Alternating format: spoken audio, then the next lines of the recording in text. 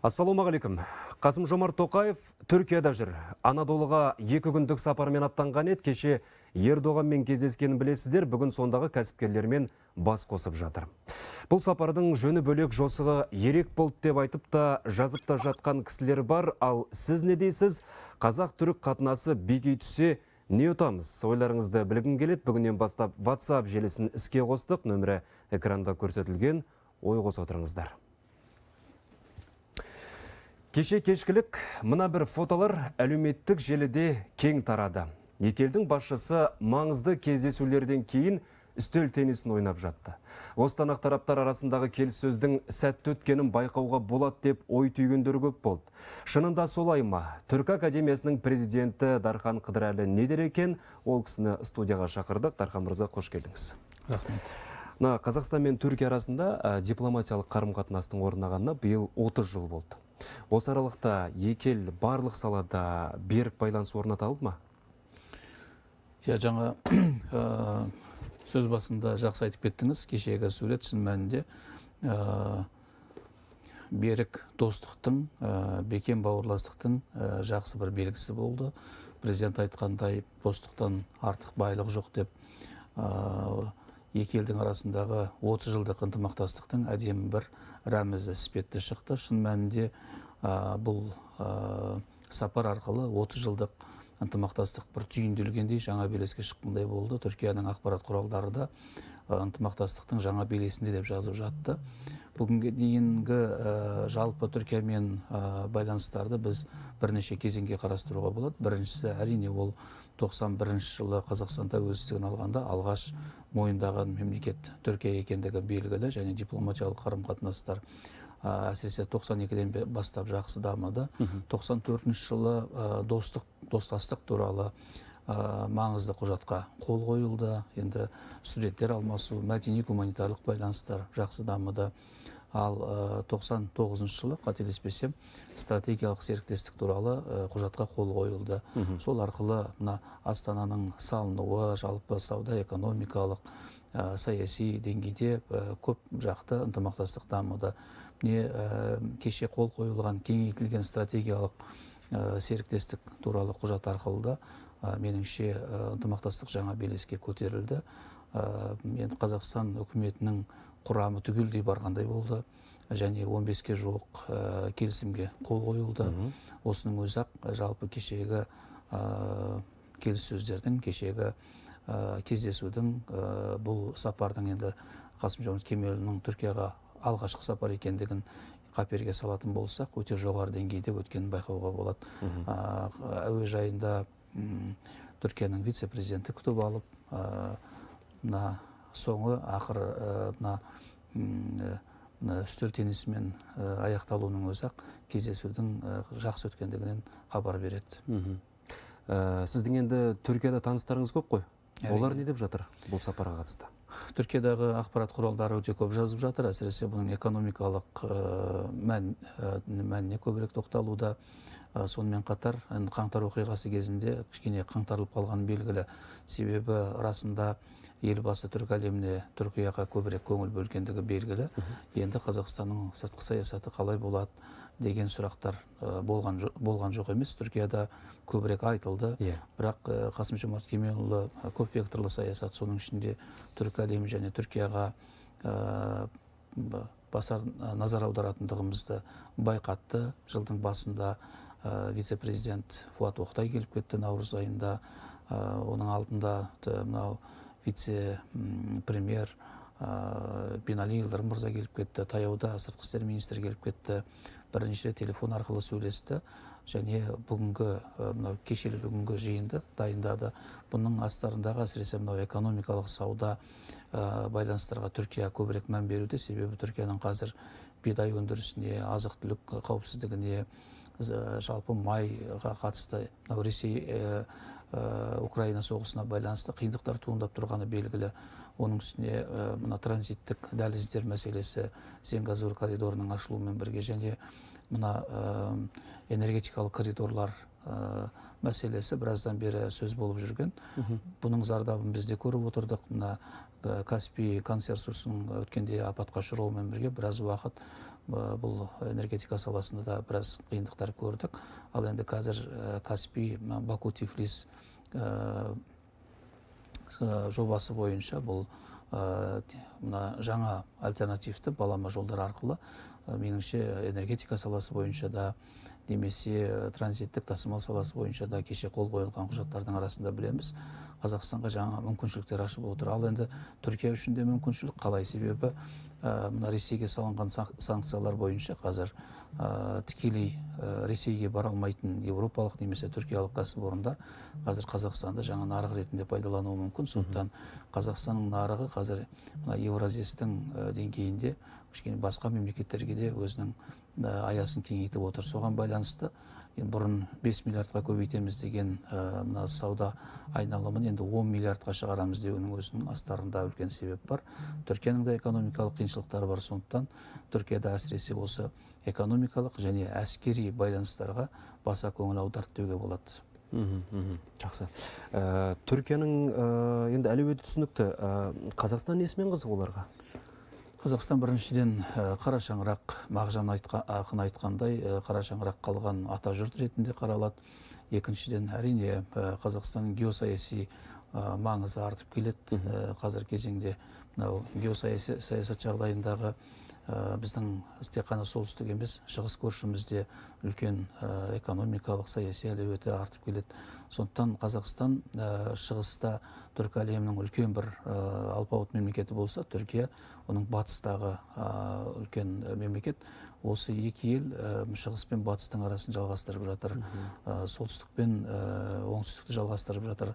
Сондықтан бұл Түркия тек қана Қазақстанға ата жұрт ретінде қарамайды. Жыл сайын инвестицияның артуы қазір кезеңде, соның үстіне жаңағы экономикалық байланыстармен бірге соңғы кездері мына мәдени-гуманитарлық байланыстардың да артуы, кешегі келіссөздерде қол қойылған құжаттардың арасына маған ерекше әсер еткен мынау архив саласы, музей саласы, әсіресе әскери архивтердегі материалдардың көпшілікке ашылатын болуы, білім саласы, ортақ ақпараттық кеңістік қалыптастыру сияқты цифровизация мысалға салалар бойынша қол қойылған құжаттар меніңше қазіргі мына стратегиялық серіктестіктің аясын одан да арттыратын сияқты. Жақсы. Кешегі жиындардан кейін мемлекет басшылары журналистерге сұхбат берді ғой. Сол кезде Қасым-Жомарт Тоқаев былай деп еді: Қазақстан Түркиядан ешқашанда ешқандай да зиян шекпеген ел, әлі де солай жалғасып келеді. Қазақстан мен Түркия тамырлас, бауырлас, достас мемлекеттер. Біздің шетелдегі алғашқы елшілігіміз Анкарада ашылған, мұның символдық мәні зор, деді президент. Біз білеміз, енді кеше кеңейтілген стратегиялық серіктестік туралы бірлескен мәлімдеме қабылданды ғой. Осының мән маңызын тәпсірлеп берсеңіз. Жаңа айтып кеттік, 15 салада құжатқа қол қойылды. Бұлардың әрқайсысын енді таратып айтуға болады, бірақ барлық салаларды қамтиды деуге болады. Кейбір құжаттар жаңартылды, кейбір құжаттар жаңадан қол қойылды. Бұлардың арасында мынау әскери барлау саласында айтуға болады. Бұлардың арасында жалпы техникалық, қазіргі заманауи техникалар бірге өндіру, білім саласын бірге дамытуды атап айтуға болады. Енді бірлескен мәлімдемеде жалпы осы достастықты, стратегиялық серіктестікті одан әрі дамытуға екі тараптың да өте құлшынысты екендігін, ынталы екендігін байқаймыз. Мысалға, Қазақстан бұны осы кездесудің алдында бірнеше қадам арқылы көрсетті. Мысалға, Алматыда және Түркістанда Аднан Менделес атындағы көшелер ашылды.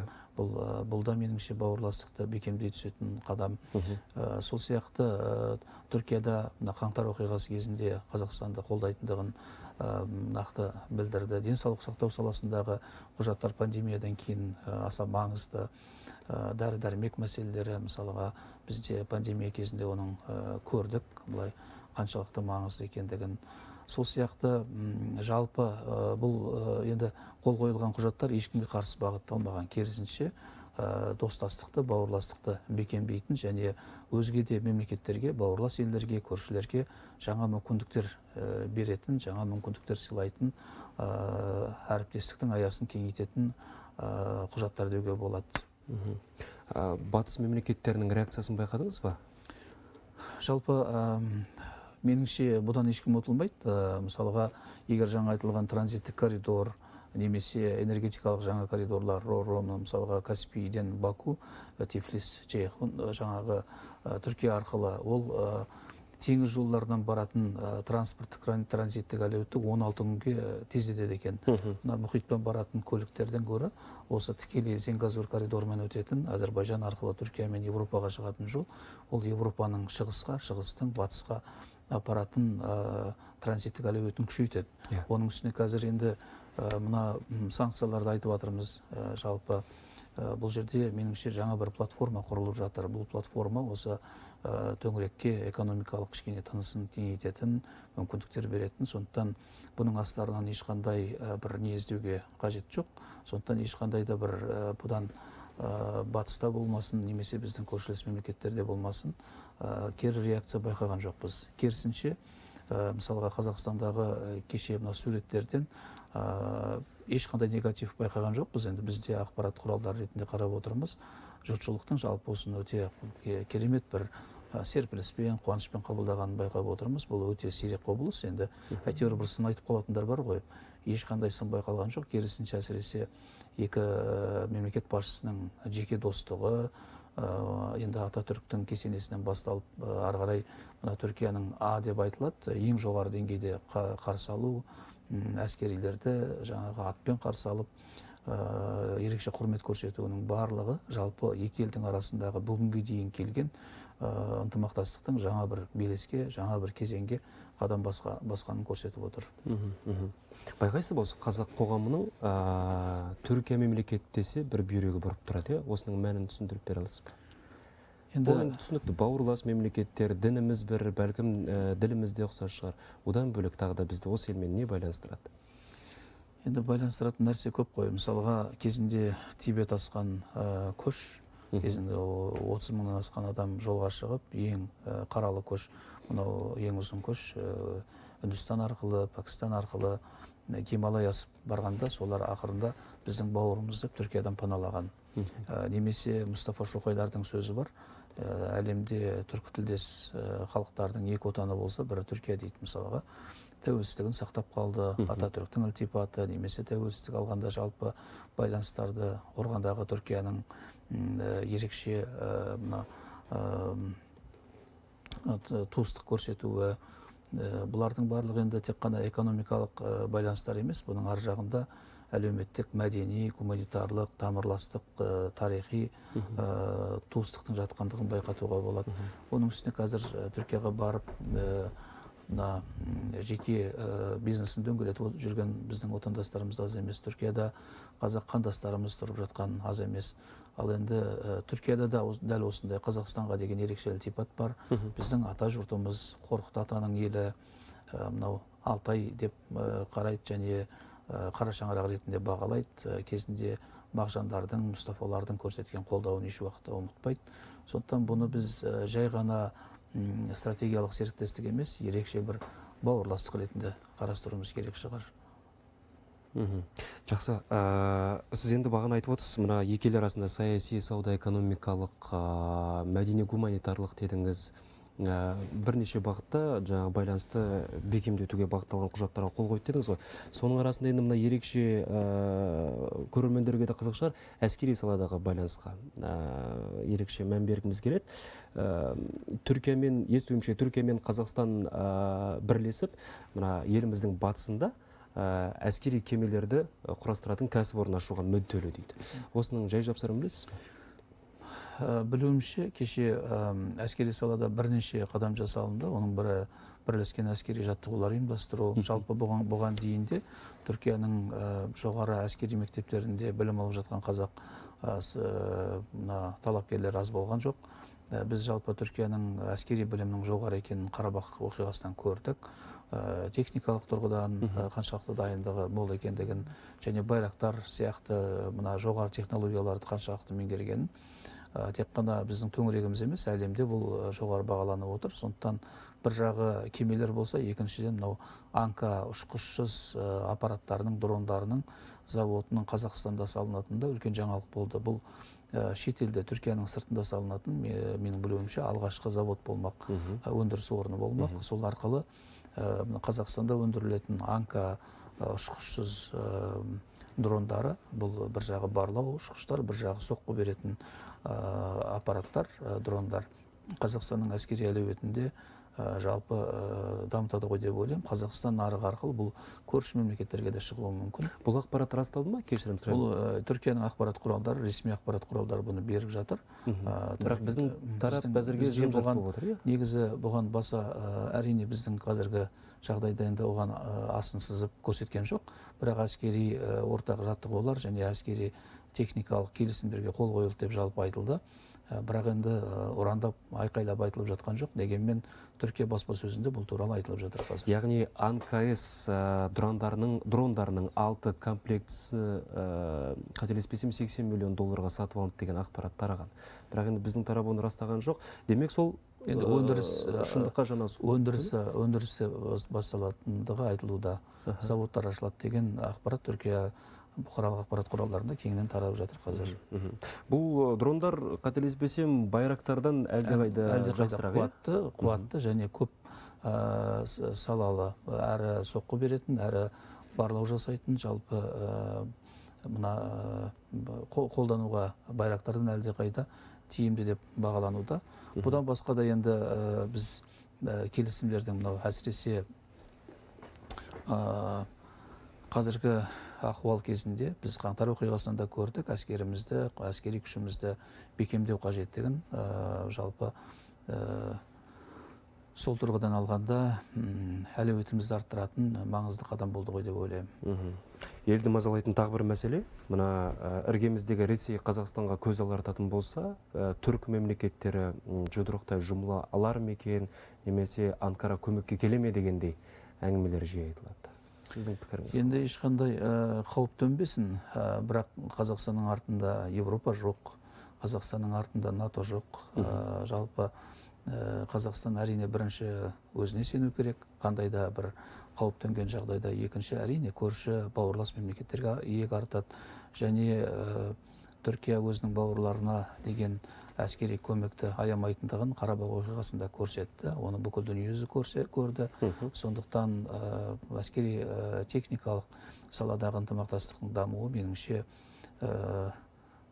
өзгеге сес, өзімізге ес болатын маңызды қадам ғой деп ойлаймын. Жақсы. Құрметті көрермен, қазір енді жарнаманың уақыты келген екен. Қазір аздаған үзіліс, кейін хабарымызды әрі қарай жалғастырамыз. Құрметті көрермен, біз тікелей эфирдеміз. Қазақ-түрік қатынасы, Тоқаев сапарынан не күтеміз? Күн тәртібінде осы мәселе. Егер ой қосам десеңіздер, экранда WhatsApp нөмірі көрсетілген, жазыңыздар, белсенді болыңыздар. Студиямызға Түрік Академиясының президенті Дархан Қыдырәлі мырза келген, сол кісімен әңгімемізді әрі қарай жалғастырсақ. Дархан мырза, мына түркі интеграциясы жаңа деңгейге шыққанын байқаймыз. Мәселен, былтыр ғана түркі кеңесі түркі ұйымына айналды. Егер жағдай осылай жалғаса берсе, бәлкім алдағы уақытта біз түркі одағында көріп қалармыз деген сыңайда пікірлер жиі айтылады. Сіздің ойыңыз жа? Иә, елдің тілегі, елдің пікірі жалпы өте оң. Осы ұйымға айналуының өзі жалпы түркі ынтымақтастығының тамырының терең ғана емес, болашағының да зор екендігін көрсетіп берді.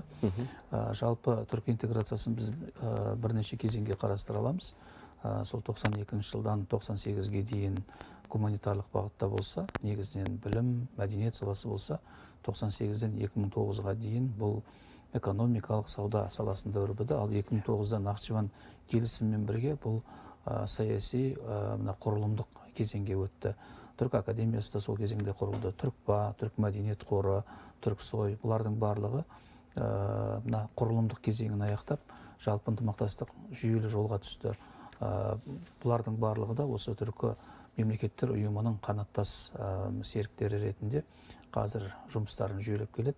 біріккен ұлттар ұйымында бірге шешімдер қабылдайды, ЮНЕСКО-да бірге шешімдер қабылдайды. ЮНЕСКО ұлттық комиссиялары мысалға осы ұйымның аясында ортақ жұмыстар атқарып отыр. Қазір ортақ оқулықтардан бастап білім саласында, ғылым саласында көптеген іргелі жобалар бірге жүзеге асып жатыр. Сондықтан бұлардың барлығын нақты қадамдармен жүзеге асыратын болса, неге Еуроодақ сияқты одақ болмасқа? Мысалға Еуроодақ, былай қарасаңыз, 100 жылдар бойы бір-бірімен соғысып келген. 10 жылдық соғыстар бар, 100 жылдық соғыстар бар. Ұлттары әрқилы, тілдері әртүрлі, діндері басқа. Біреу католик, біреу протестан, дінаралық соғыстар болған. Бірінші дүниежүзілік соғыс, екінші дүниежүзілік соғыс сонда болған. Сөйте отырып, олар мына прагматикалық қадамға барып, екінші дүниежүзілік соғыстан кейін бір одаққа барды, мысалға. Сол сияқты түркі әлемінде де географиялық тұтастық та бар, қазір экономикалық мүдделестік те бар. Оның үстіне біздің арамызда дүниежүзілік соғыстар шыққан жоқ, ешқандай үлкен қақтығыстар болған жоқ. Тілдік, тамырластық, тарихи байланыстарымыз терең, діни алауыздық жоқ. Соған байланысты жалпы болашақта бұл әркімге тиімді, көршілеріне де, шығыс пен батысқа да, жалпы Еуразия кеңістігіне тиімді одаққа айналып жатса, оған таңғалуға болмайды деп ойлаймын. Жақсы, осы тұста саясаттанушы Әсел Назарбетова ханымның да пікірін білгім келеді. Ол кісі Zoom арқылы байланысқа шығып отыр. Әсел ханым, қайырлы күн. Қайырлы күн. Сізден де сұрайыншы, болашақта түрік одағы құрылуы мүмкін ба? Енді бұл әрине қазірше тек жоба деп қана қарастыруымызға болады. Әрине оған мүдделілік бар, оған мемлекеттердің әрине жоспарында болуы мүмкін. Бірақ енді жаңа Дархан мырзаға қосылатын болсақ, егер Еуроодақтың мысалынан алатын болсақ, әрине оларды біріктіретін бір нақты бір жоспар, нақты бір бағыт экономиканың саласындағы болды. Мысалы, ол темір көмірге байланысты. Яғни сол сияқты біздің де мемлекеттерді одақ болып қалыптасу үшін біріктіретін ортақ бір нақты шешетін мәселе болу керек. Қазіргі таңда енді ондай одақтық деңгейге көтерілетіндей, ондай бір ортақ мүдделілік қазіргі таңда әлде айқын түрде көрініп тұрған жоқ. Сондықтан да қазіргі біздің осы былтырғы құрылған түркі мемлекеттерінің ұйымы ретінде де қазіргі өзінің жұмысын жандандырып, белгілі бір бағыттарға қойып, нақты шешімдерге келіп, сол ұйымды құру барысында мемлекеттердің арасындағы келісімдердің нәтижесін көретін болсақ, әрине оны да жаңағыдай басқа да жоғарғырақ, үлкенірек, биігірек бағыттарға деңгейге көтеруге ұмтылыстар болатын шығар. Енді қазіргі таңда әрине түркі мемлекеті, Түркия ол өзі әлемдік саясаттағы өзінің белгілі орны бар мемлекет. Сондықтан әрине оның өзінің де өзіндік амбициялары да бар екені де ол да белгілі. Бірақ ол қаншалықты қазір басқа мемлекеттердің мүдделеріне, ұлттық мемлекеттік мүдделеріне сай келетіндігі де ол да бір мәселе, жеке мәселе. Сондықтан да енді біз қазір одақ емес, осы кеңейтілген серіктестік, осы қазіргі деңгейдегі екі жақты қарым-қатынастарымызды және жаңағы түрік мемлекеттері ұйымының аясындағы, яғни көп жақты форматтағы қарым-қатынастарымызды жақсартуға, оны тереңдетуге, оны ілгерілетуге, оны нақты бір жолдарға қоюға, мысалы келісілген келісім шарттардың толыққанды жүзеге асырылуына көп көңіл бөлуіміз керек деп ойлаймын. Дархан мырза, қосарым бар дедіңіз ғой, иә? Рахмет, келісем. Жалпы кез келген мына ынтымақтастық ол прагматикалық негізде болу керек. Оның сүйенер негізі болу керек, және ол терезесі тең жүзеге асуы керек. Қазір біз түркі мемлекеттерінің арасында осы бауырластықты терезесі тең қатынасты көріп келе жатырмыз. Бұл жерде аға немесе бір жақтың басымдығы деген жоқ. Бүкіл мысалға түркі академиясында болмасын, түркі мемлекеттер ұйымында болмасын, мемлекеттердің бәрінің ойы бірдей, олардың ұстанымы бірдей. Енді мына транзиттік әлеует жалпы қазір кезеңде түркі әлемін біріктіріп отыр. Қазақстаннан, Қырғызстан, жалпы Түркменстанды қамти отырып, Әзербайжан арқылы Түркия мен Европаға шығатын бұрынғы жібек жолы, қазіргі транзиттік әлеуетіміз түркі әлемін жалпы тұтастыруға мүмкіндік беріп отыр. Бұрын түркі әлемінің арасында мына Зенгазур, яғни Қарабақта кішкене кедергі болатын. Қазіргі келісім бойынша бұл коридорда ашылып отыр. Оған Армения тарапы да мүдделі. Жақында Армения мен Түркияның, Әзербайжанның үш жақты келісім арқылы келісімге келгенін білеміз. Бірақ негізі қазір байқап отырсақ, президент Қасым-Жомарт Тоқаевтың да қадамдарынан байқап болсақ, Орталық Азия ынтымақтастығына көбірек мән беріп отқан сияқты. Өйткені Ашқабадта өткен, Душанбеде өткен, Ташкентте өткен жиындарда жалпы біздің аймағымызда тұтас Орталық Азия мәдени тұтастық бар, тарихи тұтастық бар. Орталық Азия ынтымақтастығының қазір көбірек басымдық берілетін сияқты. Және Өзбекстан мен Қазақстанның одақтастық туралы келісімге қол қоюы, Тәжікстан мен Түркменстанның бұған белсене қатынасуы, жалпы болашақтағы ол қай жылдары жүзеге асуы мүмкін, біз біле алмаймыз, бірақ болашақтағы жалпы түркі әлемінің терезесі тең одақтастығына Орталық Азия ынтымақтастығы бірінші үлкен қадам болуы мүмкін. Енді бұрын байқасаңыз, мына Ашқабадтың да аса аңсары ауа қоймайтын еді ғой. Былтыр бірақ осы түркі мемлекеттер ұйымына Түркменстан бақылаушы мемлекет ретінде қосылды, иә?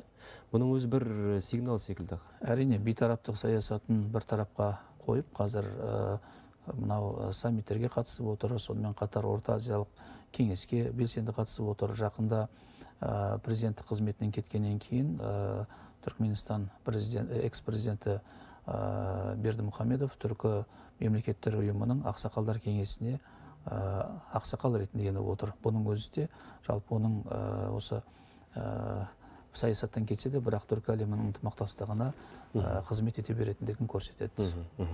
Әсел ханым, мына Түркияның Орталық Азия елдеріне ықпалы күшейіп келе жатыр деп айта аламыз ба қазіргі уақытта?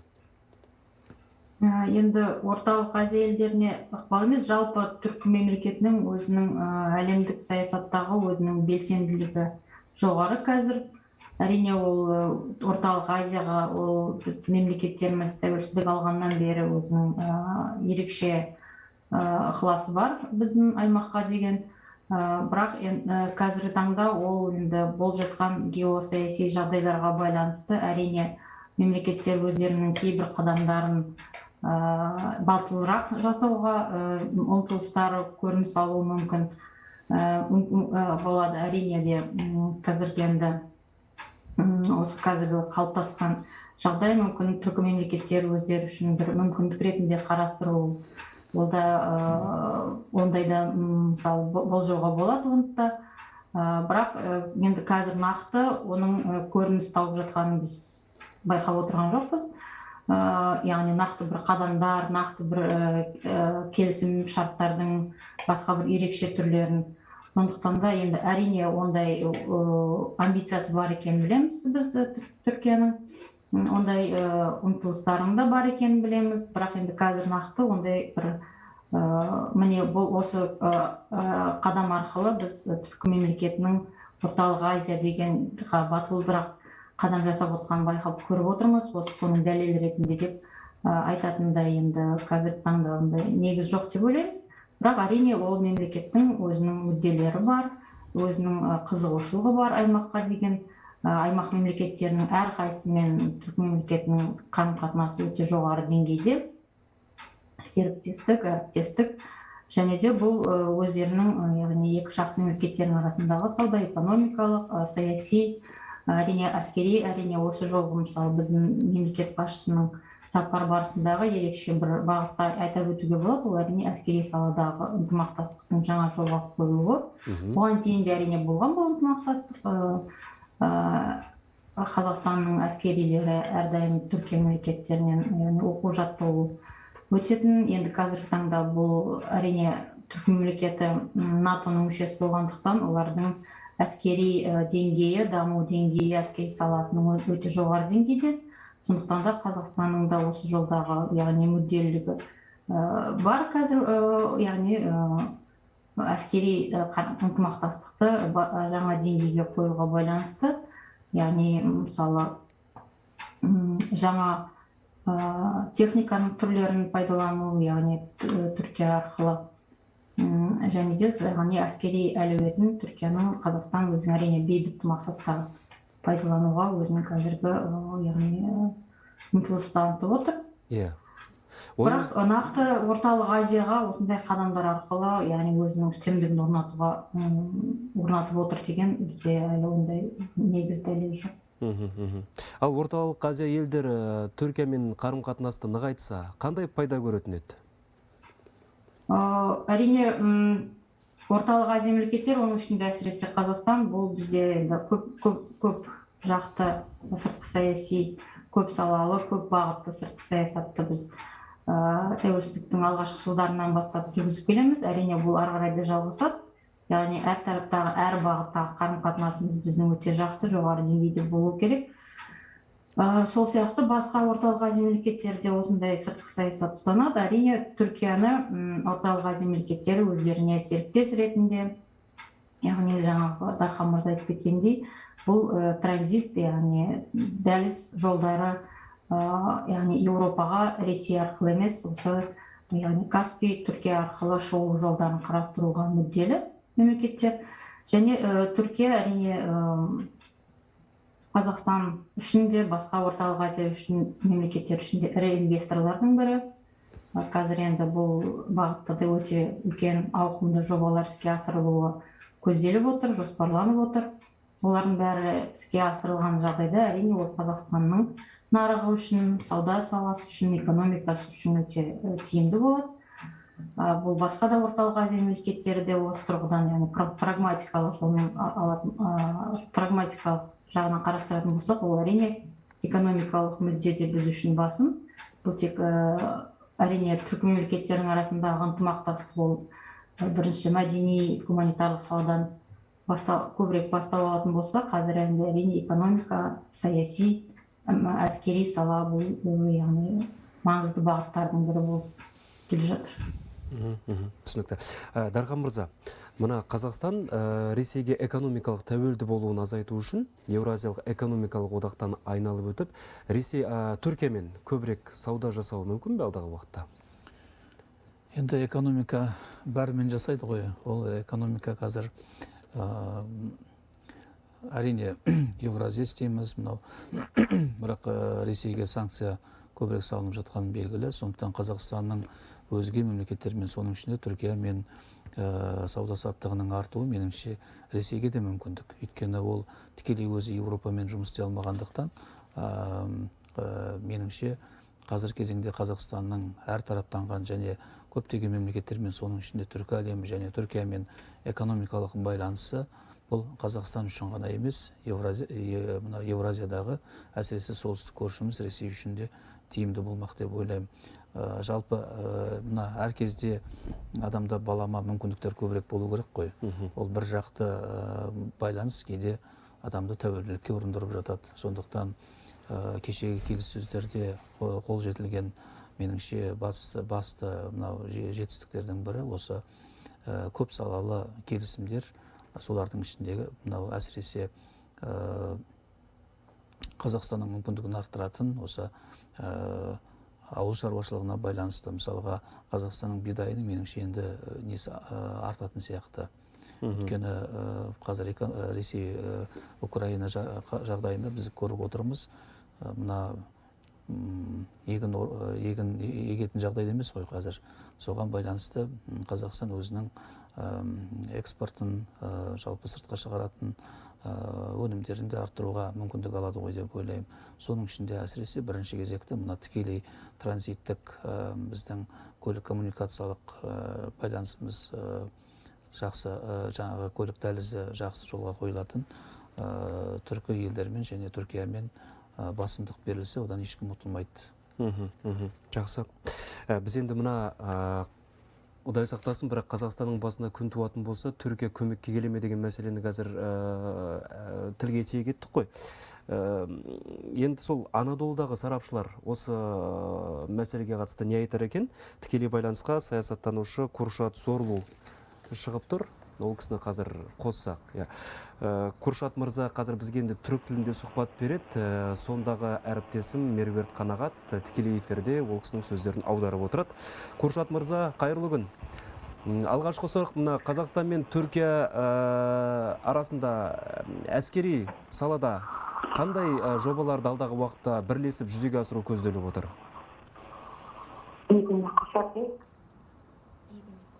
Kazakistan ve Türkiye arasında askeri alandaki işbirliği hakkında bahsedebilir misiniz? Önümüzde neler hedefleniyor?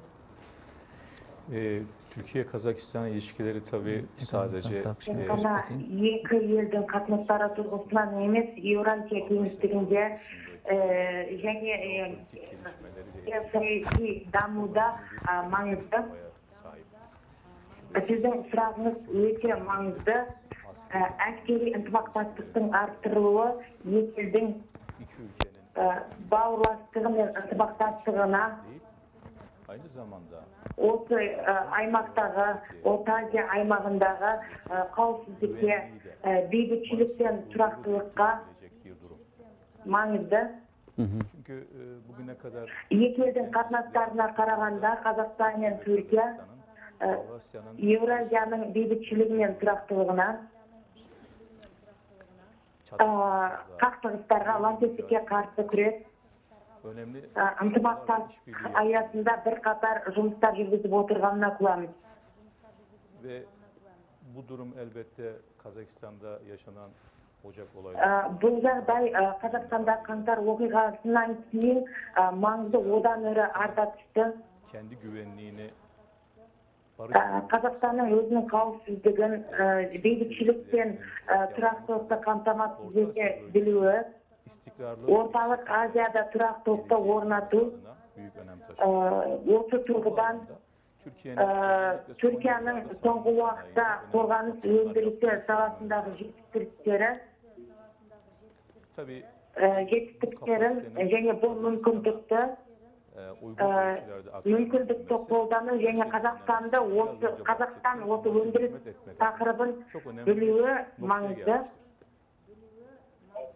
ve bu birlikte de Бұл Қазақстанның президенті Қасым-Жомарт Тоқаевтың мемлекеттік сапарымен бірге екі елдің арасында әскери ынтымақтастық, Қазақстанның қауіпсіздігі және мүддесі және болашаққа kazanımlar elde edebilecek. Bu da aslında Türk dünyasına da болашаққа деген қадамдары түркі дүниесі үшін маңызды. Куршат мырза, біз енді мына хабар барысында да Дархан мырзамен біраз сөйлестік. Қазақстанның батысында Түркия мен Қазақстан бірлесіп, әскери кемелерді шығаратын кәсіпорын құруды жоспарлап отыр деді. Осы жобаға қатысты білеріңіз бар ма? Şimdi biz Darhan Bey ile konuşuyoruz ve Kazakistan'ın batısındaki Hazar Denizi'nin kenarında askeri tersane yani gemi tersanesinin kurulacağı ile ilgili konularda müzakere ettik. Bununla ilgili ne düşünüyorsunuz? Bu çok önemli bir hamle olacaktır. Бұл өте маңызды шешім болып табылады. Мұны тек қана әскери тұрғыдан емес, басқа да салалардан қарау керек. Türkiye'de ses getirdi bu açıklama. Тоқаевтың мынандай мәлімдемесі бар еді. Biz iki ülke olarak Біз екі ел ретінде Transhazar Транскаспий бағытымен kararlı bir şekilde altını табанды çiziyoruz түрде ve bu hattın harekete әрекетке geçirilmesi, өту және қуаттандыру үшін yapacağız şeklinde. Bu bakımdan осындай жобалар маңызды. bu anlamda kuracağı işbirliği aynı zamanda Transhazar koridoruna verdikleri Бұл önem бағытта ve bunu Қазақстанның güvenlik koruma anlayışının da bir neticesi Транскаспий olarak бағытына değerlendirilebilir. көңіл бөлуі тұрғысынан бұл жоба өте маңызды. Ve bunun bir başka önemli boyutu da Бұның басқа тұсы да бүгінге дейін Орталық Азия аймағында iki екі ел, ülke, iki dost түркі дүниесінің екі маңызды елі, yapacağı екі маңызды елінің алғашқы маңызды жобасы болмақ. Қазақстан Түркияға несімен қызық? Қазақстан, Türkiye Kazakistan'ın ne gibi hani şeyleri, alanları ilgisini çekiyor? Alanları ilgisini çekiyor. Türkiye Kazakistan'ın ne gibi hani şeyleri, alanları ilgisini çekiyor? Türkiye Kazakistan'ın ne gibi hani şeyleri, alanları ilgisini çekiyor? ilgisini çekiyor? ilgisini çekiyor? Kazakistan Türkiye için tabii çok özel bir ülke. Kazakistan Türkiye için Birincisi jeostratejik önemi geosiyasi turgudan ve bugüne kadar Бүгінгі таңға дейін Түркияның мүше болған барлық халықаралық ойындарында Түркиямен бірге әрекет yer aldı ve етуде және ол жақтағы ынтымақтастығын жандандырып келеді. Мысалы, örneğin Türk Memleketler Uyumu'nun kurulunda kurulmasında Kazakistan'ın Қазақстанның 30 жылдан бергі көрсеткен қолдауы vizyon çok önemliydi. Şimdi қазір Қазақстанның Украинадағы жағдайда elindeki kaynakları güvenli bir қолындағы мүмкіндіктерді alternatiflerle dünyaya taşıyabilmesi қауіпсіз және сенімді түрде көрсетуі Түркияның ең маңызды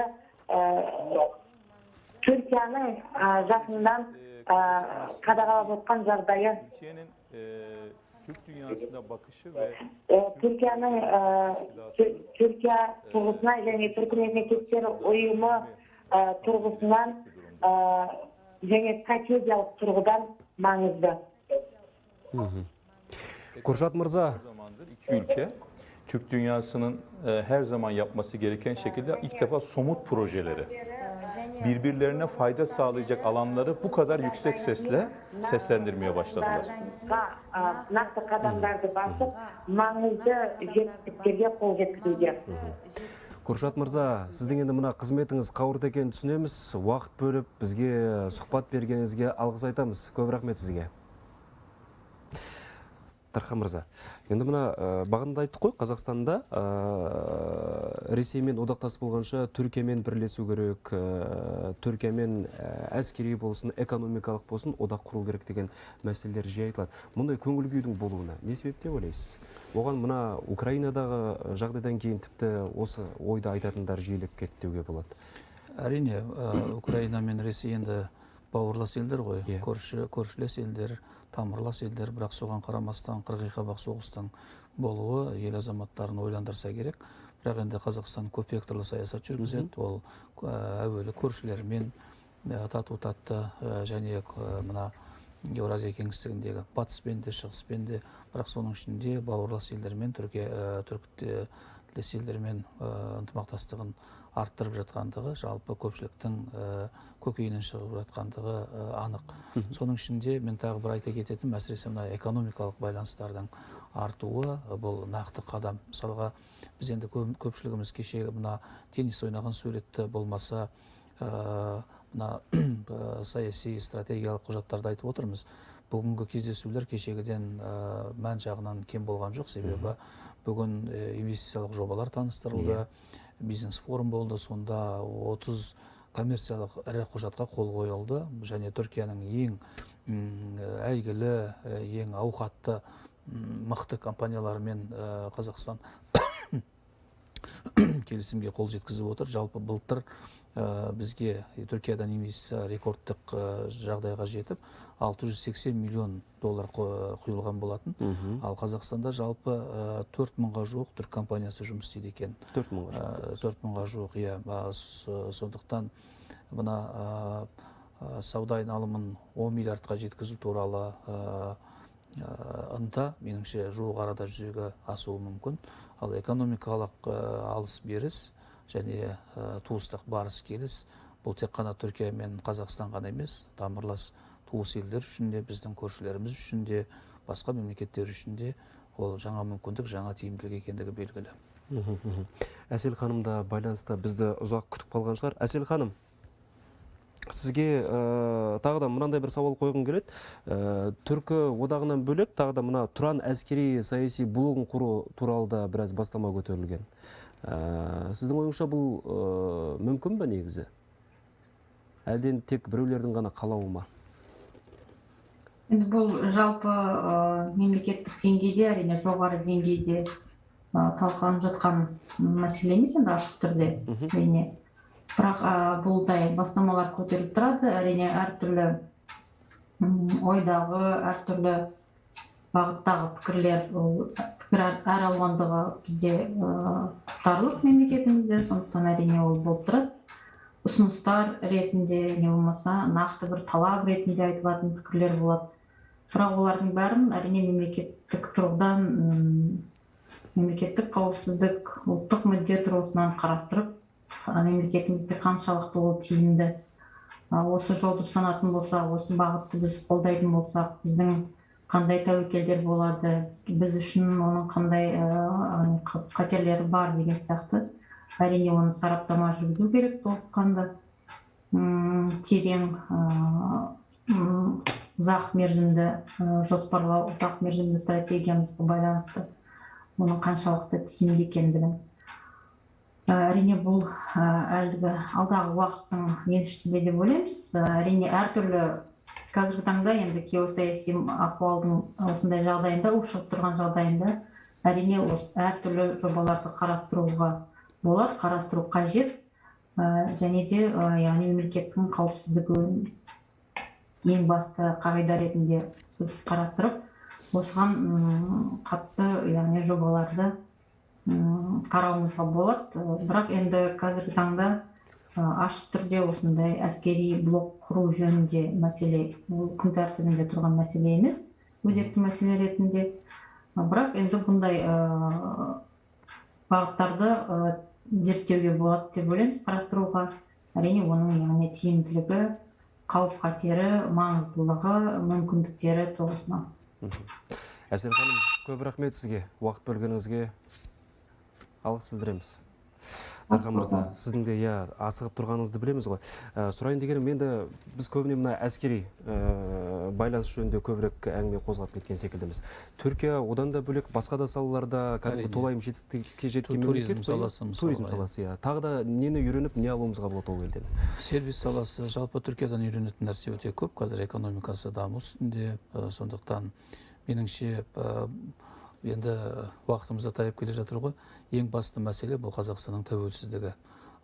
Осы кешелі бергі сапар арқылы Қазақстанның тәуелсіздігін нығайтуға тағы бір қадам жасалды ғой деп ойлаймын. Ол экономикалық тәуелсіздігін, ол әскери қауіпсіздігін, ол әлеуметтік қауіпсіздігін нығайтатын қадамдар. Сондықтан әрине Қазақстан көпвекторлы саясат жүргізеді, бірақ соның барлығы да Қазақстанның тәуелсіздігін одан әрі нығайту үшін. Сондықтан бауырлас елдердің байланыстарын бекемдеу арқылы Қазақстанның жаңағы дипломатиялық қатынастардың 30 жылдығы деп отырмыз ғой. Соның жаңа бір кезеңі, жаңа парағы ашылды. Бұны Түркия басылымдарда жазып жатыр. Демек, біздің алдымызда тағы да жаңа мүмкіндіктер ашылды.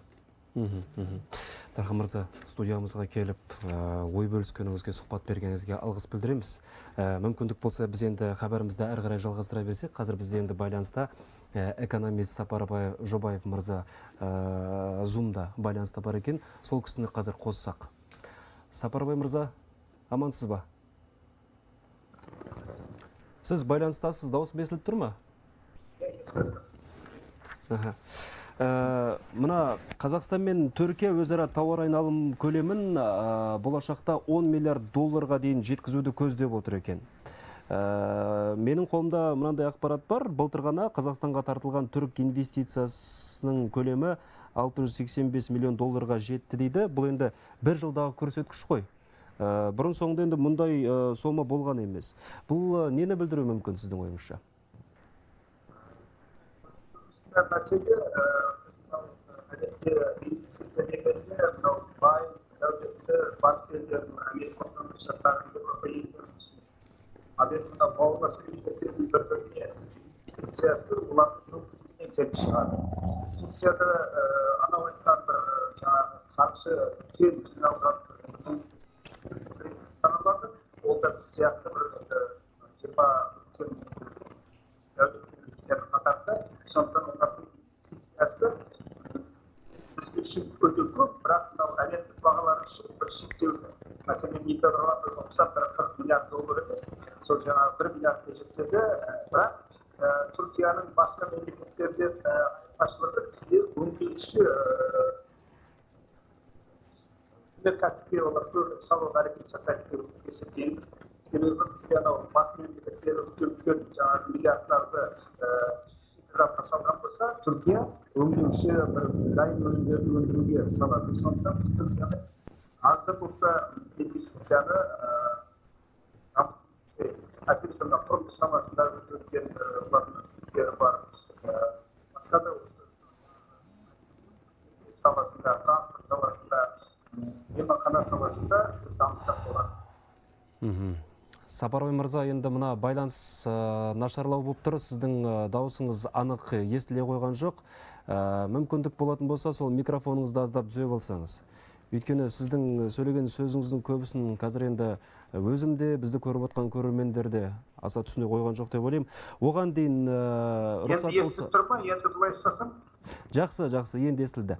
Әлгінде айтып қалдыңыз, енді мына қай салаларда байланысты дамыта бергеніміз дұрыс дедіңіз?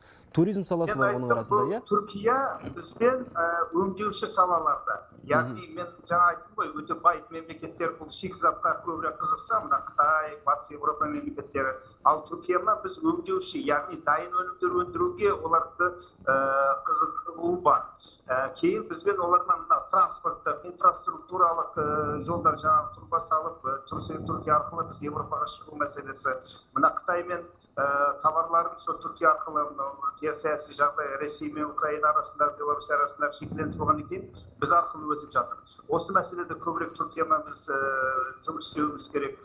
Кейін жаңағы туризм, мейманхана, осындай қызмет салаларын біз Түркиямен бірге дамытуымыз керек деп ойлаймын. Жақсы, көп рахмет, Сапарбай мырза. Құрметті көрермен, қазір енді кезек жаңалықтарда әріптесім Айдана Сөнбай елде және шет мемлекеттерде болып жатқан соңғы жаңалықтармен таныстырады. Айдана, сөз тізгіні өзіңізде. Рахмет, Дастан. Түрік кәсіпкерлері елімізде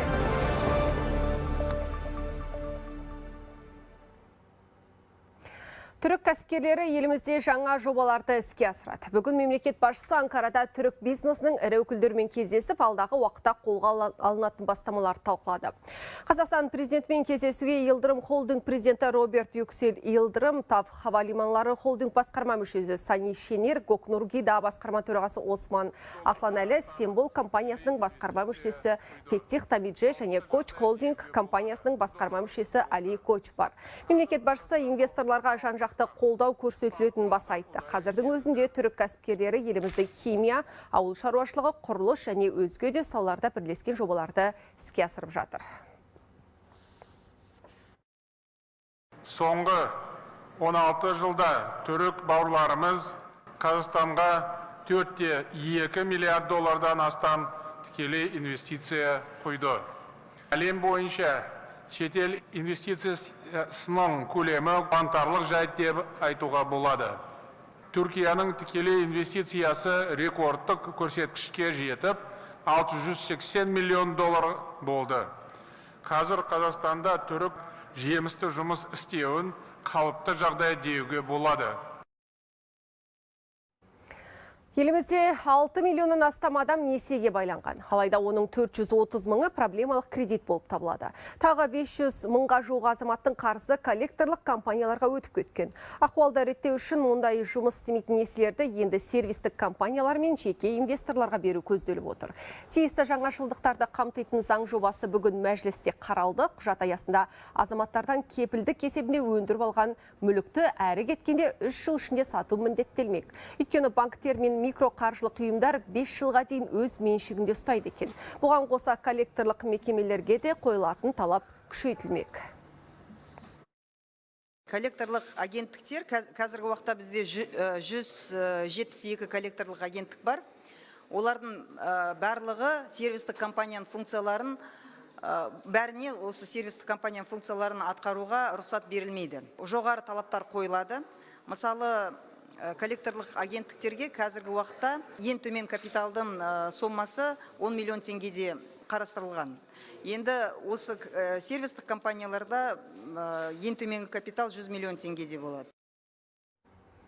Ал депутаттар онлайн несие рәсімдеуді тоқтатуды талап етуде. Бас прокуратураның мәліметінше соңғы 5 жылда киберқылмыс саны 10 есеге артқан. Сондықтан мәжілісмендер тұрғындар алаяқтардың тұзағына түспеу үшін оңды солды несие рәсімдеуді тоқтату керек деп санайды. Әрі тұтынушылық несие көлемі артып келеді. Былтырдан бері 40%-ға көбейген. Біз бүгін өте маңызды заң жобасын талқыладық. Президентіміз 2 рет осы мәселені көтерген болатын. Экономикамызға бірқатар оң әсер беретін өзгерістер енгізілді. Біріншісі сол кепілдегі мүліктің банк балансында болуына 3 жылдық шектеу енгізілді. Бұл қазіргі кезде ел экономикасына жұмыс істемей көптеген жылдар банктерде жатқан мүліктер стресстік активтерді экономикалық айналуға тездетіп енгізуге мүмкіндік береді. Екінші мәселе, құны 50 миллион теңгеден асатын активтерді сатып алған инвесторға оны дербес басқаруға өзіне рұқсат беріледі ғой. Бұл да үлкен өзгеріс деп есептейміз. Банктердің және микроқаржы ұйымдарының стресстік активтерін жеке инвесторларға сату құқығы беріледі. Бұл туралы стресстік активтер нарығын дамыту мәселелері бойынша өзгерістер енгізу туралы заң жобасын талқылау барысында қаржы нарығын реттеу және дамыту агенттігінің төрағасы Мадина Әбілқасымова мәлімдеді. Оның айтуынша жеке инвесторларға заңды тұлғалардың және дара кәсіпкерлердің қарыздарын сатып алуға рұқсат етіледі. Сондай-ақ заң жобасында стресстік активтерді экономикалық айналымға тарту үшін жағдай жасау көзделген. Стресстік активтерге төлеу мерзімі 90 күннен асқан кредиттермен қатар қайта құрылымдалған кредиттер, өндіріп алынған мүліктер жатады. Елімізде стресстік активтер мөлшері бүгінде 2,3 триллион теңгені құрады. Қазақстанның орталық Азия елдерімен былтырғы сауда-саттық көлемі 2020 жылмен салыстырғанда 33%-ке өскен. Еуропалық одақпен қаржыландырылған Ready Trade жобасы арқылы сауда рәсімдері әлдеқайда жеңілдей түспек. Бұл туралы Қазтрейд акционерлік қоғамы бас директорының орынбасары Нұрлан Құлбатыров айтты. Қазақстанның Қырғыз Республикасының, Тәжікстан мен Өзбекстанның негізгі стейкхолдерлері өңірішілік және халықаралық сауданы тереңдете отырып, ортақ проблемаларды талқылады. Спикерлердің айтуынша басты кедергілер тауар тасымалдауға және оларды сертификаттауға қатысты болып отыр. Негізгі бұл жобаның бір басты мақсаты осы Орта Азия елдеріндегі өзара сауданы дамыту. Яғни біз өзіміз білеміз, мысалы Орта Азия елдерінің кейбіреуі жаңағы дүниежүзілік сауда ұйымының мүшесі болып табылмайды. Кейбір елдер Еуразиялық экономикалық одаққа мүше. То есть жалпы қарағанда әр елдердің жаңағы сауда саясаты әрқилы жүргізуде. Осыған байланысты ең басты мақсат елдер арасындағы, осы Орта Азия елдер арасындағы сауданы ілгерілету және дамыту. Елімізде мұнай өнімдерінің биржалық саудасы мамыр айында қайта жанданады. Енді ірілі-ұсақты жанармай құю станциялары өнімді делдалсыз тікелей сатып алады. Бұл жайында энергетика вице-министрі Әсет Мағауов айтты. Сондай-ақ желтоқсан айына дейін ауыл шаруашылығы тауарын өндірушілер үшін бірыңғай электронды база құрылады. Оның көмегімен шаруалар дизель отын мұнай өңдеу зауыттарынан тікелей ала алады. Энергетика вице-министрінің пайымынша, көктемгі егіс кезінде жанармай тапшылығы болмайды. Ауыл шаруашылығы тауарын өндірушілер үшін егіс жұмыстарын жүргізуге 400 мың тонна дизель отыны бөлінеді. Второе направление, которое мы предложили, это... Мұнай өнімдерінің биржалық сауда-саттығын жандандыруды ұсынып отырмыз. Өткен жылдың сәуір айында жанармай мен дизельдік отынның саудасы қарқынды болды. Бірақ сатып алушы ретінде биржаға кіру құқығы шектеулі болған. Биржалық комитеттің шешімімен бір ай бұрын бұл шектеу алынып тасталды. Осының нәтижесінде жанармай құю бекеттеріне мұнай өнімдерін тікелей алуға мүмкіндік берілді. Бұрынғы министр Біртановтың қылмыстық ісі қайта сотқа түсті. Экс-министр мен бұрынғы денсаулық сақтау вице-министрі Олжас Әбішевтің қылмыстық ісі енді Сарыарқа аудандық нөмір 2 сотының қарауында болады. Еске сала кетейік, 2020 жылдың 25 маусымында Елжан Біртанов денсаулық сақтау министрі қызметінен босатылды. Ізін-ала үстінен іс қозғалып, 2020 жылдың қарашасынан бері үй қамақта отыр. Экс-министр мен оның бұрынғы вице-министрі Олжас Әбішев денсаулық сақтау министрлігінің жұмыс істемейтін ақпараттандыру платформасын қабылдап, іске қосу арқылы қызмет бабын асыра пайдаланды деген күдік келінген еді. Шымкентте экономикалық тергеу департаментінің екі қызметкері бір-біріне жұдырғала жүгірді. Әлеуметтік желіде тараған бейне жазбадан өзара кикілжінің соңы төбелеске ұласқанын көруге болады.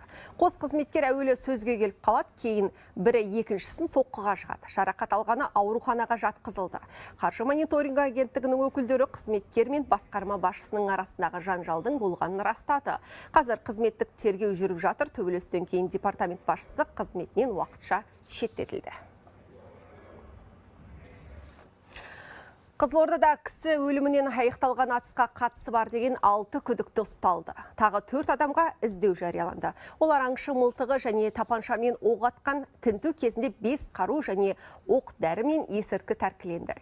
Еске сала кетейік, 8 мамыр күні кешкісін Қызылордада атыс болып, 3 тұрғын мерт болса, 2 адам жарақат алды. Тәртіп сақшылары бұл дерекке қатысты 8 қылмыстық іс қозғалып, керекті сараптамалар тағайындалғанын айтты. Елордада тұрғын үйлердің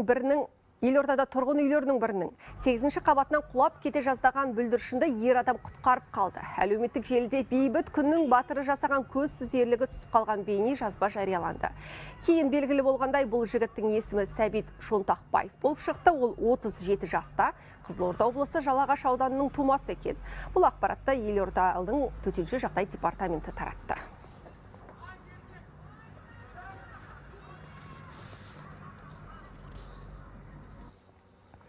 Америкалық атақты компания Nickelodeon HD телеарнасын қазақ тілінде іске қосты. Енді шетелдік анимациялар өз тілімізде сөйлемек.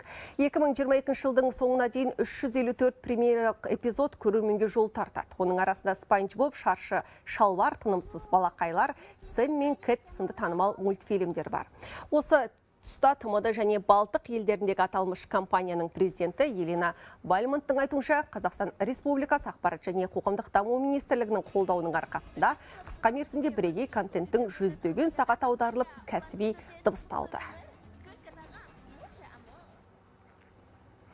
Дастан, мендегі бар ақпарат осы. Сенің бағдарламаның 2-ші бөлімінде жаңа ипотекалық бағдарлама туралы айтылатынын білемін. Іске сәт.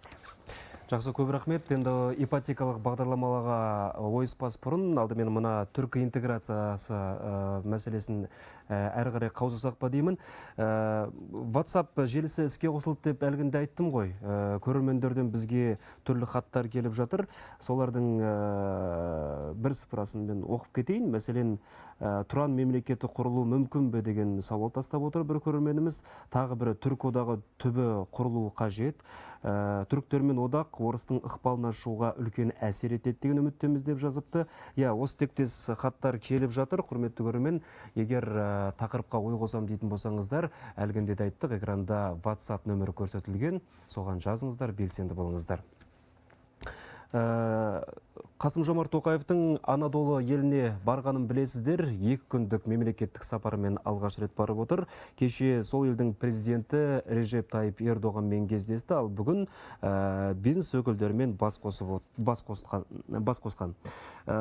Сол жиында мемлекет басшысы былай деп еді: бүгін біздің елдеріміздің компаниялары арасында 30 коммерциялық құжатқа қол қойылды.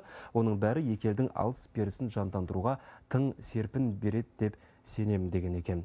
Қазір енді байланысқа сол Түркиядан белгілі меценат, Түрк елінің қалталы азаматы, бізге енді инвестор ретінде танымал Хусейн Илдырым мырзаны байланысқа қоссақ, ол кісі де осы тақырыпқа қатысты өз ойын білдіруге дайын екен. Әріптесім Меруерт Қанағат әлемдегідей біздің сұхбатымызды қазақ тіліне аударып отырады. Хусейн мырза, амансыз ба? Менің сұрайын дегенім, осыған дейін Қазақстанда қандай жобаларды жүзеге асырдыңыз? Алдымен соған тоқтасақ. Bugün Sayın Cumhurbaşkanı Kasım-Jomart Tokayev'in ülkemize yapmış olduğu ziyaretten dolayı da fevkalade mutluyuz, Қазақстан heyecanlıyız. Республикасының президенті Қасым-Жомарт Тоқаевтың Түркия еліне жасаған мемлекеттік сапарына қатты қуаныштымыз. Hüseyin Bey, bugüne kadar Kazakistan'a yaptığınız yatırımlarla ilgili bilgi verebilir misiniz? Tabii, memnuniyetle. Biz Yeda Holding ретінде Қазақстанда uzun көп уақыттан бері инвестиция салып отырмыз. Алғашқы инвестициямыз 2008 жылы Ақтау халықаралық әуежайын қостық.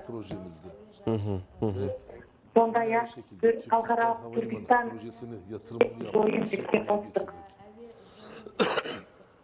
Bildiğiniz gibi Türkistan Havalimanı, Biletinizde Türkistan әуежайы havalanı ve dünya rekoru kırılmış bir havalimanı.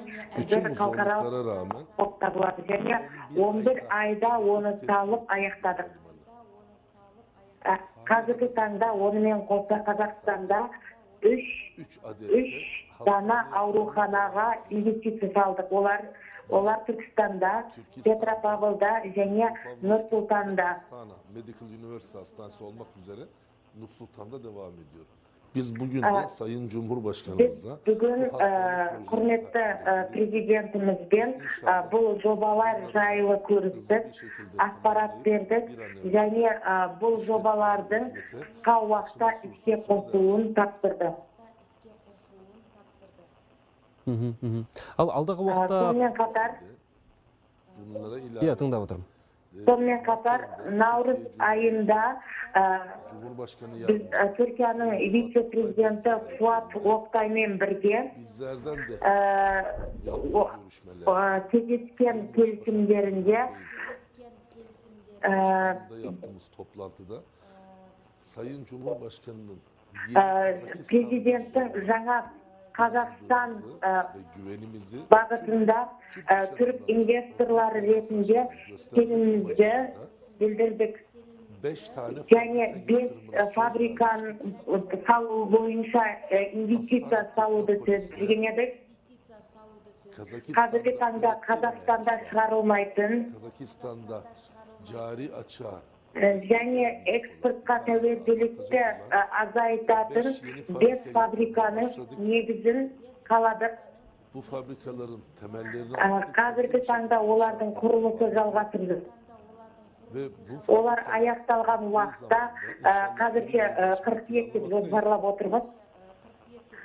Жалпы $50 миллион бір инвестиция болмақ және 1500 кісіні Қазақстанның азаматын жұмыспен қамтамасыз етеміз. İnşallah asa hürmetli prezidentimizin teşrifleriyle bugün davet ettik açılışına da. Және бүгін президентімізді осы 5 фабриканың зауыттың ашылуына шақырдық. Тез арада оны іске қосамыз деген ниеттеміз. Хусейн мырза, Қазақстан біздің сүйікті еліміз, бауырлас еліміз. Kardeş ülkemiz, güvendiğimiz bir ülke, Orta Asya'da çok Орталық Азияда стратегиялық тұрғыдан маңызды мемлекет.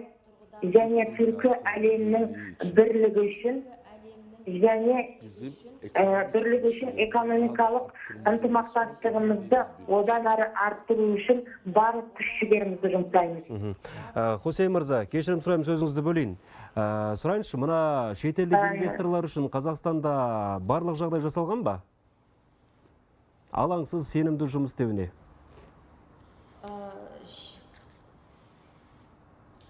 Şimdi Kazakistan'da bu yatırımcılar için kolaylıklar sağlandı mı? Nasıl değerlendirirsiniz bu durumu? Tabii ki öncelikli olarak şunu ifade edeyim. Әрине, алдымен мынаны Kazakistan gerçekten yatırımcı dostu bir ülke. Алатын бір ел. Инвесторларға жермен қамтамасыз етеді, қажет болса қаржымен қамтамасыз етеді. Ең маңыздысы, Daha önemlisi, біз түрік кәсіпкерлер үшін ата жұртқа барған кезде қазақ бауырларымыздың бізге көрсеткен қолдауы бізді шетел азаматы ретінде қамтамасыз етеді.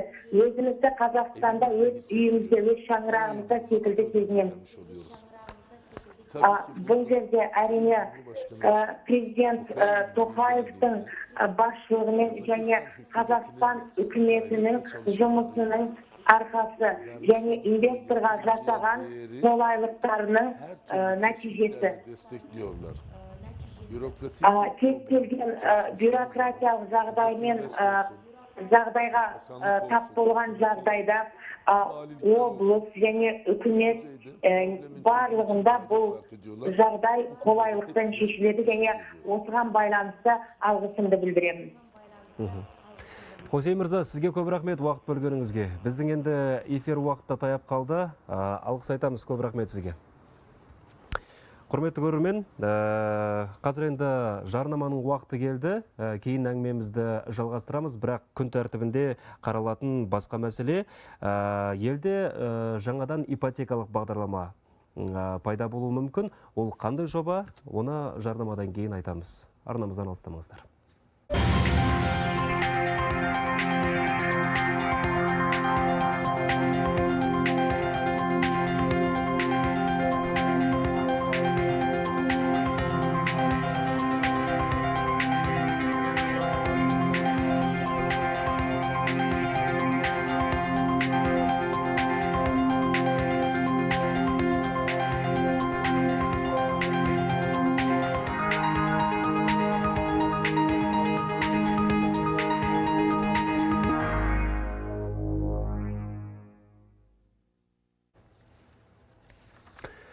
Хабарымызды жалғастырамыз. Жақында жаңа ипотекалық бағдарлама пайда болуы мүмкін. Тұрғын үй нарығын зерттеп жүрген мамандар осылай дейді, оның шарттарында айтып қалды. Сөздеріне сенсек, әлгі жоба жүзеге асса, ортақ табысы 500 мың теңгеге жететін отбасылар үйлі болуға мүмкіндік алады.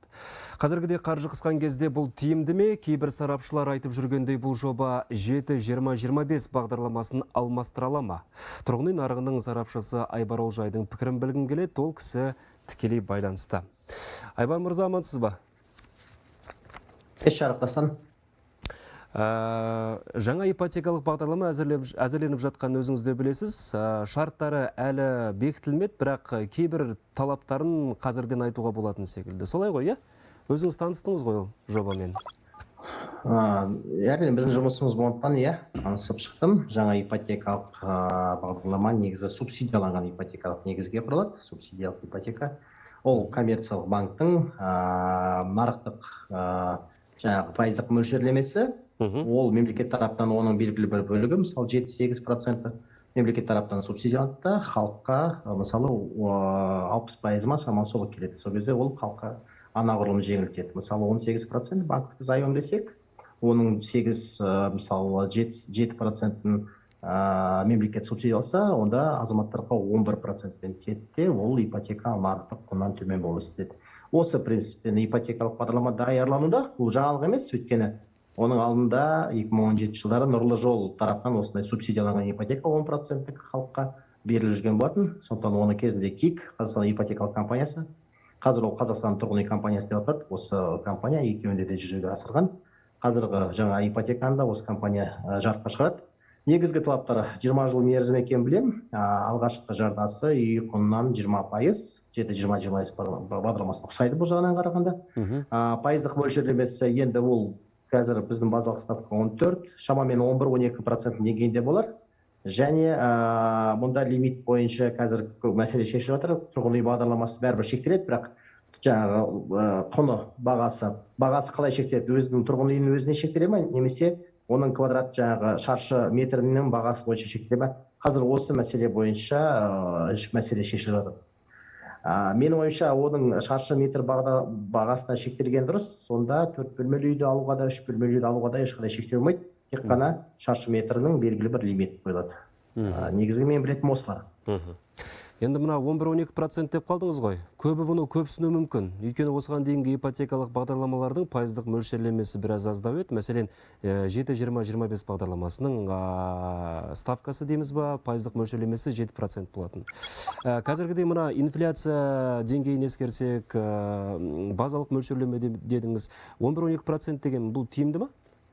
Әлде көптеу ме? Экономикалық жалпы біздің түсінік бойынша әрине базалық ставкадан төмен кредит, ол тиімді болғанда, ол нарықтық емес. Ол әрине тиімді. Нарықтық, ол базалық ставкадан жоғары болады. Ол банктың маржасы қосылады, үстінен 4-5%, сол кезде нарықтық болады. Сондықтан нарықтық принципте төмен ипотека, бұл әрқашанда субсидияланған, мемлекеттің қолдауы бар, сондықтан ол әрине тиімді болып саналады. Сондықтан 11-12 деп ауырсынғанмен бәрібір ол түбінде инфляция 13,2%. Қазір осындай инфляция екенін ескерсек, бұл тиімді. Сондықтан ондай пайыздық ставкадан қашудың қажеті жоқ. Үйдің бағасының өсу динамикасына қараймыз. Инфляцияның 13,2%, онан жоғары екеніне қараймыз. Базалық ставканың 14 екеніне қараймыз. Бұның бәрі қосыла келе, әрине 11-12 пайыздық ипотеканы өте тиімді қылып шығарады. Әрине 7-20-25 бағдарлама одан да төмен, бірақ ол әрине 2017-2018 жылдары сол кездегі базалық ставкаға, сол кездегі жағдайға лайықталған дүние екенін ескеру керек. Біз қазір инфляция мүлде басқа, ставка мүлде басқа. 11-12% пайыздық мөлшерлемесі сұраныс болады деп ойлайсыз ба? Мен ойымша, енді 7-20-25 бағдарламасы 2013 жылдың орта уақыттары ғой, мен қазір болжап отқаным, жаңағы апталық кредиттерді беру динамикасына қарағанда. Бұл кеткеннен кейін егер нарықта оған жаңағы альтернатива болмаса, бәрібір өзінің сұранысын өзі орта тапқа арналған негізі бағдарлама. Қазіргі жаңа ипотека ол өзінің клиенттері болады. Жаппай қалып барады деп айтамаймын, бірақ өзінің нақты үлкен қалаларда, Алматы, Нұр-Сұлтан, Шымкент қалаларында өзінің клиенттері, қарыз алушылар болады, міндетті түрде болады. Ал әлеуметтік жағдайы төмендеу осал топтарға арналған өзінің бағдарламасы бар дейсіз ғой, бақытты отбасы шаңырақ іспеттес, Мемлекет сегментке бөліп тастаған, барлығы әлеуметтік осал топтардың барлығы отбасы банк арқылы жүреді. Ол мемлекеттің таза, толық, тікелей бюджеттік кредит арқылы берілетін бағдарламалар. Онда жаңа алғашқы жағынан тым төмен 2%, 5% жаңа ставкалар бар. Әрине олар нарықтық ставкалар емес қой, сондықтан бұл толық мемлекеттің қолдауындағы категория. Және жұмыс істейтін орта тап, ол мысалы бәрі сіз сияқты, біз сияқты адамдарға осындай мысалы 11-12% ипотека арналатын болады. Жақсы, осы ретте мен енді тұрғын үй нарығын зерттеп жүрген тағы бір сарапшы Ұлан Дәулетқали мырзаны байланысқа қосқым келеді. Ол кісі бұл жобаға қатысты не айтар екен? Ұлан мырза, амансыз ба, естіліп тұр ғой? Ассалаумағалейкум. Жақсы естіліп тұр. Мына Қазақстан тұрғын үй компаниясы әзірлеп жатқан жоба жөнінде естіген боларсыз. Бұны 7-20-25 бағдарламасының жалғасы деп қабылдауымызға бола ма? Жалпы бұл жаңадан қабылданғалы жатқан бағдарлама, ол қазір таңда нарыққа байланысты халықтың әлеуметтік жағдайын, яғни еліміздегі базалық ставка, инфляция мөлшерін ескеретін болсақ, 7-20-25 бағдарламаның бір жалғасы ретінде қарастырсақ болады. Себебі 7-20-25 бағдарламасы қабылданған кезде еліміздегі инфляция мөлшері басқа пайыз, базалық ставка мүлде басқа болатын. Ал қазір таңда инфляция шамамен 13%-дан жоғары, ал базалық ставка 14%-ның айналасында екенін ескеретін болсақ, бұл жаңа бағдарлама, яғни Қазақстан тұрғын үй компаниясы іске қосқалы жатқан жылдық үстемақысы 11-12% екенін ескеретін болсақ, 7-20-25 бағдарламасының жалғасы немесе аналог ретінде қабылдауға болады деп ойлаймын. Естеріңізде болса, былтыр мемлекет басшысы халыққа жолдауында индустрия және инфрақұрылымдық даму министрлігіне елде бірыңғай тұрғын үй бағдарламасын әзірлеуді тапсырған болатын. Қазақстан тұрғын үй компаниясы әзірлеген бұл жобаны сол бірыңғай тұрғын үй бағдарламасы деп қабылдауымызға бола ма, әлде бұл мүлдем бөлек бағдарлама ма? Жоқ, әрине бұл енді бірыңғай бағдарлама деп қабылдау меніңше ол кішкене дұрыс емес болып саналады. Себебі бұл ипотекалық бағдарлама арқылы тек қана алғашқы нарықтан және де айлық табысы, енді бұл жылдық үстемақысын ескеретін болсақ, шамамен үлкен ірі қалалардағы 20-25 миллион тұратын үйдің бағасын ескеріп, бастапқыда 20%-ын салып есептейтін болсақ, бұл ипотекалық бағдарламаны отбасылық табысы шамамен 500 мың айналасында құрайтын отбасыларға алынады. Енді сөз үшін керек, қарапайым халықтың көпшілігінде 500 мың орташа отбасылық табыс жоқтың қасы. Сондықтан бұл барлығына қолжетімді бағдарлама болады деп айта алмаймын. Оның үстіне елде мына құрылыс материалдарда қымбаттап жатыр ғой. Алдағы уақытта баспана бағасы қалай боларын қазір енді дөп басып айту қиын ғой. Қалай ойлайсыз, бұл бағдарлама іске қосылатын болса, елде баспана бағасы қазір енді онсыз да ышқынып тұр, алдағы уақытта тіпті көтеріліп кетуі мүмкін бе? Жалпы баспана бағасын қалыптастыратын ол жерде бірнеше критерий бар. Оған тек қана нарықтағы немесе екінші деңгейлі банктер ұсынып отырған ипотекалық бағдарламалардың әсерінен баспана бағасы көтеріліп жатыр деп айту қате пікір. Ол нарықтағы баспананың бағасын құрайтын бірнеше критерий бар. Ол бағаны айта кеткенде құрылыс материалдардың бағасы, сонымен қатар банктердегі ипотекалық бағдарламаның қолжетімділігі, елдегі аймақ бойынша орташа айлықты айтсақ болады, оны барлығы әсер етеді. Бірақ менің жеке пікірім, ол баспанаға қатысты үнемі сұраныс болған жерде қымбатшылық бәрібір де туындайды. Яғни ол бағдарлама қабылданбасын, баспананың бағасы ақырын бірте өсе беретін болады. Ол бағдарламаның қабылданбауына байланысты емес. Себебі елде қарапайым халықта егер де жалдамалы пәтерде тұратын болса, 2021 жылмен салыстыра кететін болса, шамамен 15-20%-ға дейін жалдамалы пәтердің құны қымбаттаған болатын. Ал ипотека рәсімдеу барысында көптеген клиенттерді аннуитетті төлем түрі болғандықтан, оларда ай сайынғы төлейтін төлемі бір болып қала береді. Енді халық былай пайымдайды. Мен ай сайын қазіргі жалдап отырған пәтерім келесі жылы 20%-ға тағы да қымбаттайтын болса, мен тек қана пәтер иесін ғана байытып отырамын, өзімнің түбінде алатын баспанам жоқ болады дейді де, пайыздық үстемақысы қанша болса да төлем қабілеттілігі қолдарынан келемі ипотека алуға тырысатын болады. Себебі қазіргі таңда баспана ол ең бір қажет мұқтаждықтардың бірі. Жақсы, құрметті көрермен, мен естеріңізге сала кетейін. Бізде WhatsApp желісі іске қосылған. Тақырыпқа ой қосам десеңіздер, жазыңыздар, белсенді болыңыздар. Міне бізге жазып отқан көрермендер де бар. Мәселен, бір көрерменіміз былай дейді: қарапайым халықтың жалақысы аз, 300 мыңға да жетпейді, әлі де түсіруге болмас па екен ставканы, үй бағасы тым қымбат дейді. Осы тұста біз мына елорда тұрғындарында пікірін білгенбіз, жаңа ипотекалық бағдарлама тиімді ме деп сұрақ қойдық. Ол кісілер не деп жауап берді, бірге көрейік.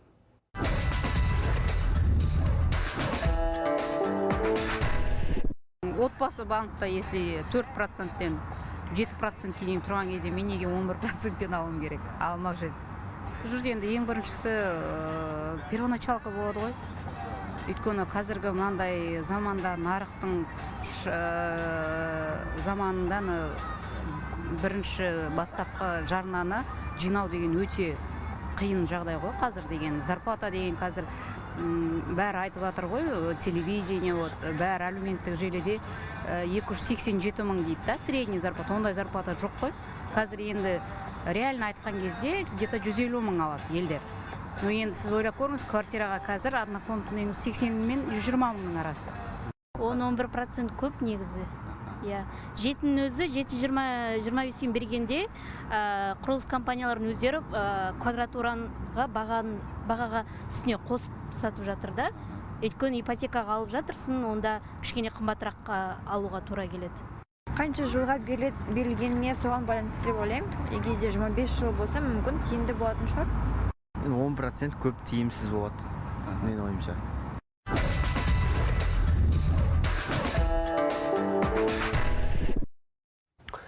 Байқағанымыз, тұрғындардың көбі бұл жоба тиімсіздеу болады, пайыздық мөлшерлемесі тым жоғары деп жатыр екен. Айбар мырза, сізден сұрайыншы, менің білуімше бұл бағдарлама бойынша тек жаңадан салынған үйлерді ғана алуға болады, ал екінші нарықтан баспана қарастыруға келмейтін секілді. Әлде басқа? Тек қана алғашқы бастапқы нарық дейді, онда сіз бірінші қожайыны боласыз.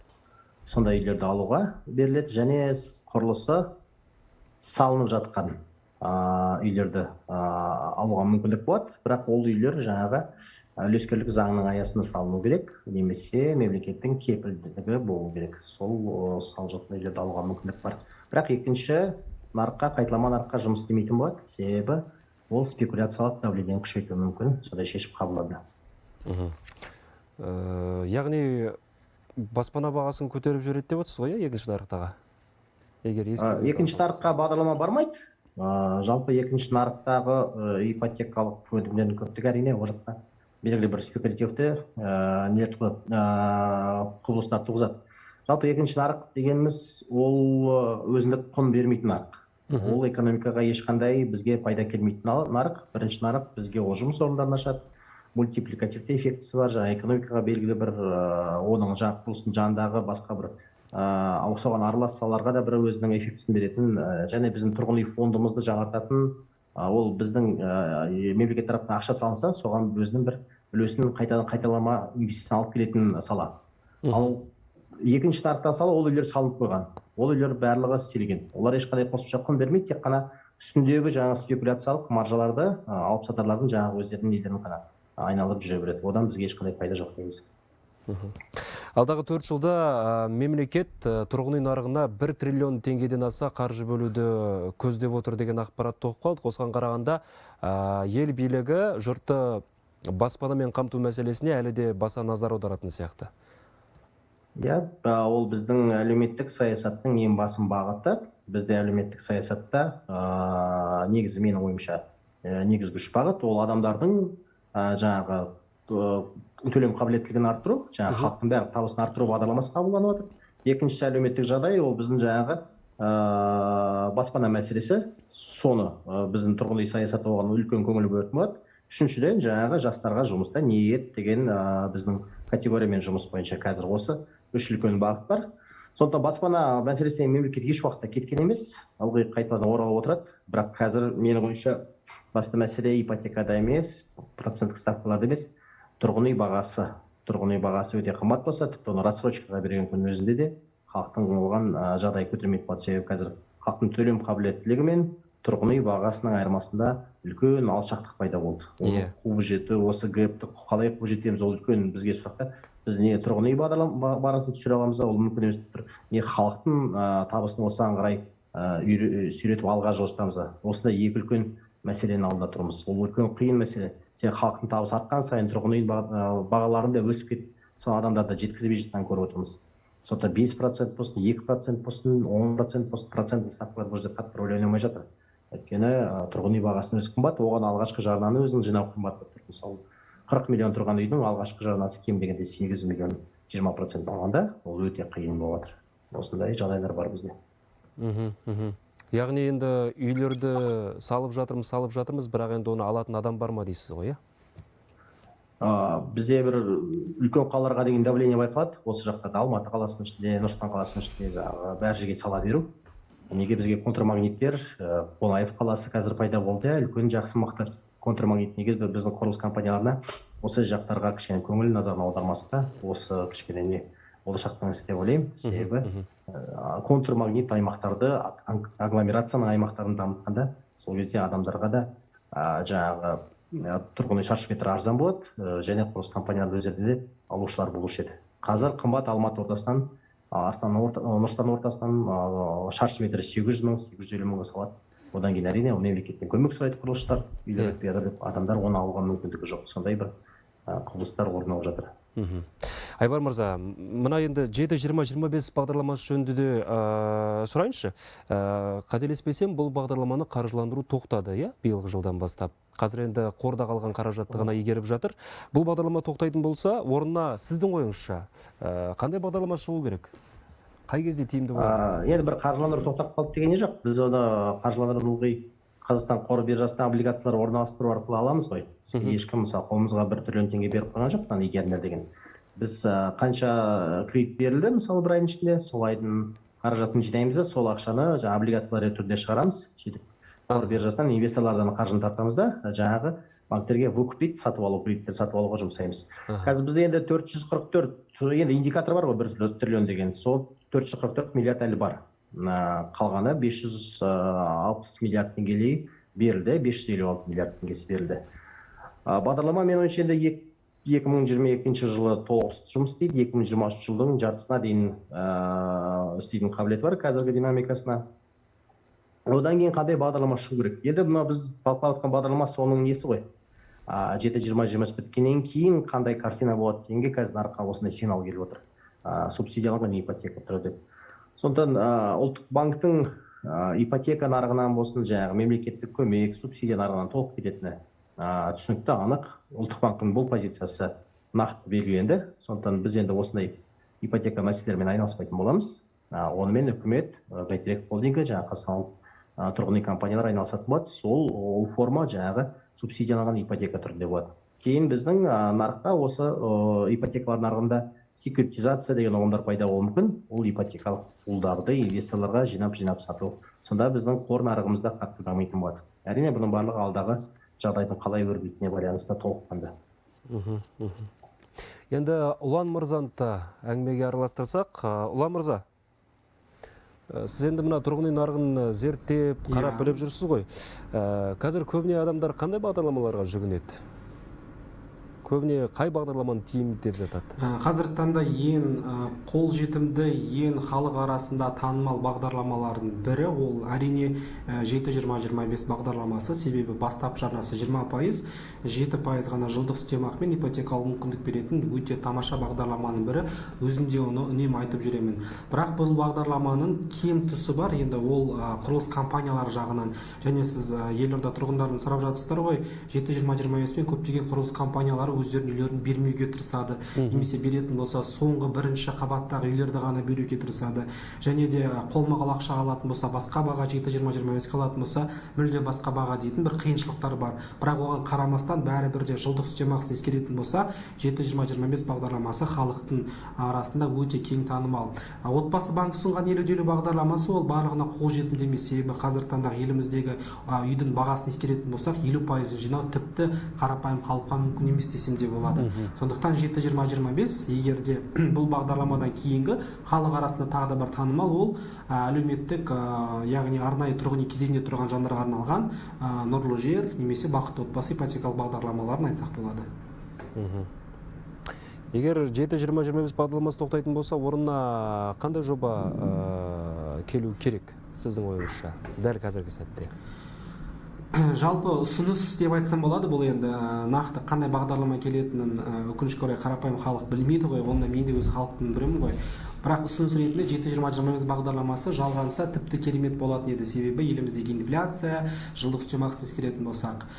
Сондықтан 7-20-25 жалғасын тапса өте керемет, халыққа бір қолжетімді бағдарламаның бірі болып қала беретін еді. Ал 7-20-25 бөлінген қаражат игерілгеннен кейін оның орнына келетін ипотекалық бағдарламаның жылдық үстемақысы бәрібір де жоғары болады. Себебі банктің жылдық үстемақына бекіткен кезде ол қазіргі таңдағы экономикалық ахуалға байланысты, базалық ставка, инфляцияға байланысты пайыз қалыптасатынын ескеретін болсақ, жаңадан келетін бағдарлама қандай боларын білмейміз, бірақ міндетті түрде айтарым 7-20-25-тегі 7% жылдық үстемақыдан жоғарырақ болатын ипотекалық бағдарлама келуі әбден мүмкін. Жақсы, ойларыңызды түсіндім. Ұлан мырза, Айбар мырза, уақыт бөліп бізге сұхбат бергендеріңізге алғыс айтам. Көп рахмет сіздерге. Істеріңізге сәттілік. Құрметті көрермен, бұл енді жаңа ипотекалық бағдарлама нақты қашан іске қосылатыны әлі айтылған жоқ. Бәлкім Қазақстан тұрғын үй компаниясы жақында бұл мәліметті жариялайтын шығар. Бүгінгі айтарымыз осы, ертең эфирде қайта кездескенше.